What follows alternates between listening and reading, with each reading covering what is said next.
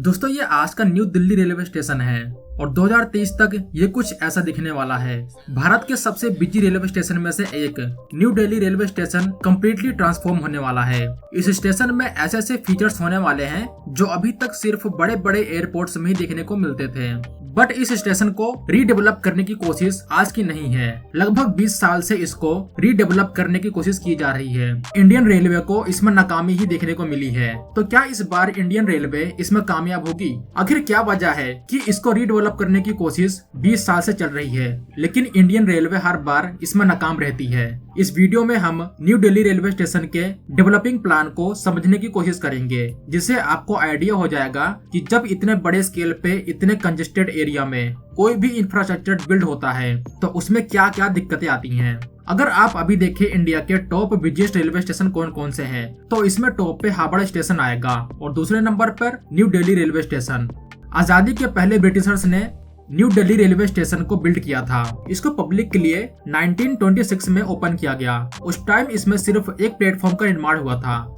आजादी के बाद 1955 में इंडियन गवर्नमेंट एक नई बिल्डिंग का निर्माण करती है स्टेशन के लिए। इस बिल्डिंग को 22 लाख रुपए की लागत के साथ बनाया गया था। अगर आप आज से कंपेयर करें तो ये 22 करोड़ के लगभग बनता है। उस टाइम ये इंडिया का पहला रेलवे स्टेशन था जिसमें सबसे ज्यादा मॉडर्न फैसिलिटीज दी गई थी। वैसे यहाँ एक इंटरेस्टिंग चीज भी थी। आजादी के पहले एक प्लेटफॉर्म एरिया था जो सिर्फ ब्रिटिशर्स के लिए रिजर्व था। 1982 में जब एशियन गेम हुए थे उस टाइम स्टेशन को बाहर से रिनोवेट किया गया था सैंडस्टोन के साथ। 2010 में जब कॉमनवेल्थ गेम दिल्ली ने होस्ट किया था तो उससे पहले 2009 में अजमेरी गेट के साइड एक नई बिल्डिंग का निर्माण होता है।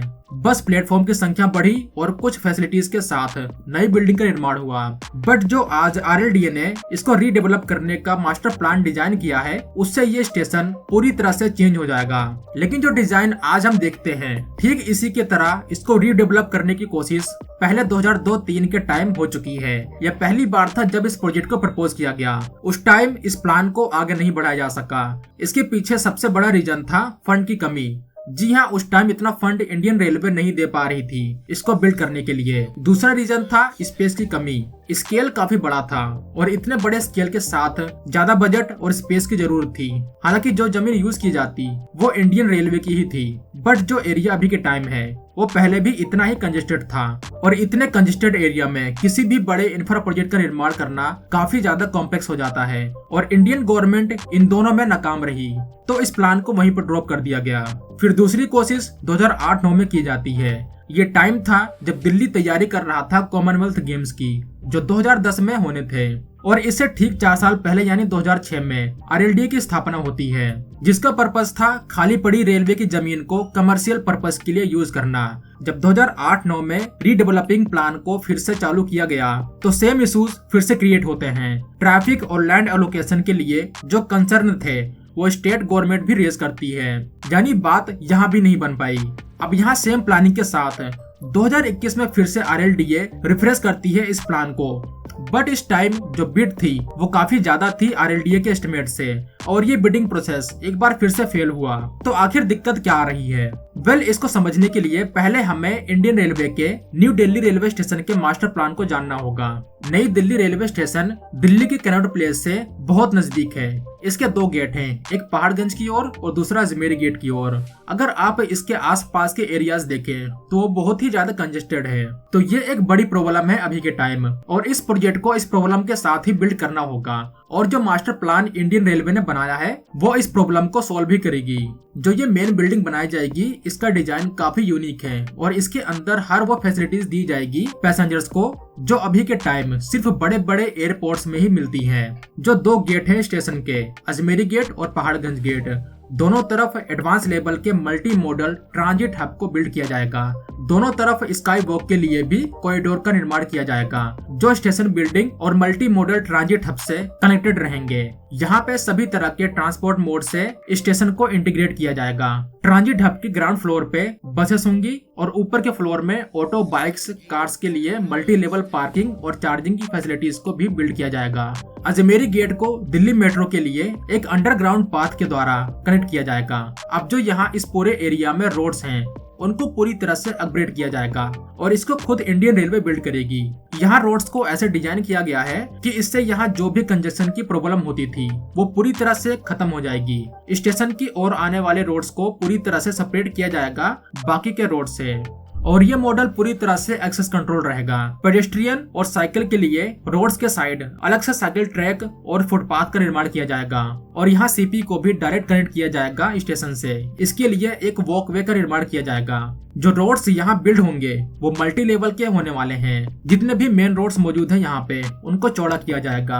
अब जैसे कि मैंने बताया था RLDA के बारे में, तो यहाँ भी RLDA जो ये रेलवे की जमीन होगी, RLDA यहाँ पे कमर्शियल प्रोजेक्ट्स को बिल्ड करेगी।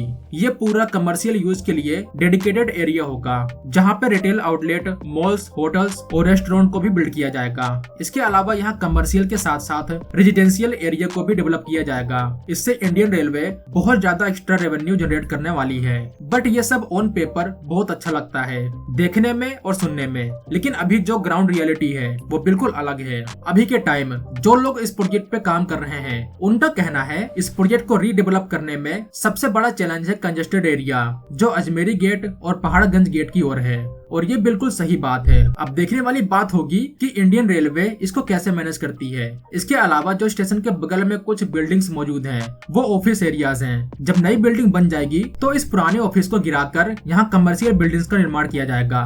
इसी प्रोजेक्ट के रिगार्डिंग कुछ दिन पहले रेलवे मिनिस्टर अश्विनी वैष्णव जी ने बात की। उनका कहना था ये प्रोजेक्ट काफी ज्यादा कॉम्प्लेक्स है, सो इसमें एक सेक्शन फ्लाईओवर का है जो 60% कवर करता है रेलवे ट्रैक को और ये सेक्शन बहुत ही ज्यादा कॉम्प्लेक्स है, इसीलिए इस पूरे डिजाइन को फिर से रिवाइज किया गया। तो अब गवर्नमेंट एक नई बिडिंग प्रोसेस के लिए जा सकती है। बड़ी और अच्छी खबर ये है कि इस प्रोजेक्ट के लिए जो भी अप्रूवल चाहिए था वो मिल चुका है, क्योंकि पास्ट में देखा गया है कि जो भी अलग अलग एजेंसीज इस प्रोजेक्ट के ऊपर काम कर रही है उनमें कोऑर्डिनेशन नहीं बन पा रहा था और ये एक बड़ी प्रॉब्लम में से एक थी जिसकी वजह से ये प्रोजेक्ट डिले हुआ। अब जो डिले हुआ है प्रोजेक्ट उसकी वजह से इसका बजट भी बढ़ा है। दिसंबर 2023 को इसको बिल्ड करने का बजट 4,700 करोड़ रुपए एस्टिमेट किया गया था। उस टाइम कोई बढ़िया कैंडिडेट नहीं मिला इसको बिल्ड करने के लिए। अब जो बिडिंग प्रोसेस चालू होगा उसमें इसका बजट 5,000 करोड़ से ज्यादा का एस्टिमेट किया जा रहा है और ये एस्टिमेशन सिर्फ और सिर्फ स्टेशन के लिए है। जो अलग से कमर्शियल और रेजिडेंशियल प्रोजेक्ट बनाए जाएंगे उनका बजट इससे कहीं ज्यादा है।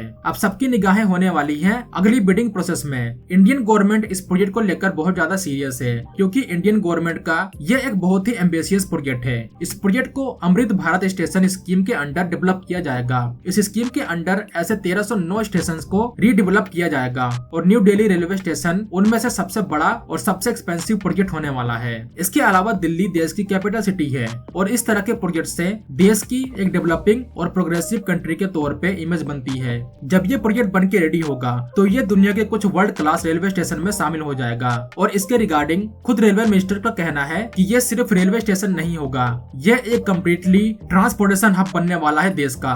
तो अब जो भी अपडेट निकल के आएंगी इस प्रोजेक्ट के रिगार्डिंग मैं आपके साथ वो शेयर करूंगा। होप कि आपको ये वीडियो अच्छी लगी हो। अगर आप नए हो तो चैनल को सब्सक्राइब करना और वीडियो अच्छी लगी हो तो वीडियो को लाइक करना। मिलते हैं एक नई वीडियो के साथ, तब तक के लिए जय हिंद दोस्तों।